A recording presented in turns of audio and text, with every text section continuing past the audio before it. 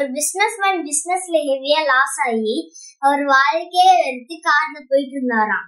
அந்த காரை ஒரு இடத்துல பார்க் பண்ணிட்டு என்னடா இது நம்ம வாழ்க்கையே போச்சு நினைச்சிட்டு இருந்தாராம். அவர் ஒரு டஸ்ட்பின்னே பார்த்துட்டு இருந்தாராம். ஒருத்த வாரான்.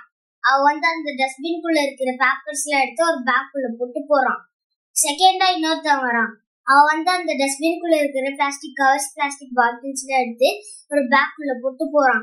மூணாவதா ஒரு மாடு வருது.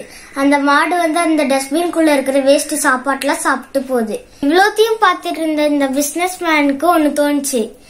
இவ்வளோ சின்ன டஸ்ட்பின்ல இவ்வளோ பேர் வாழ்றதுக்கு ஆப்பர்ச்சுனிட்டிஸ் இருக்குன்னா இவ்வளோ பெரிய உலகத்துல நம்ம வாழ்றதுக்கு எவ்வளோ ஆப்பர்ச்சுனிட்டிஸ் இருக்கும்.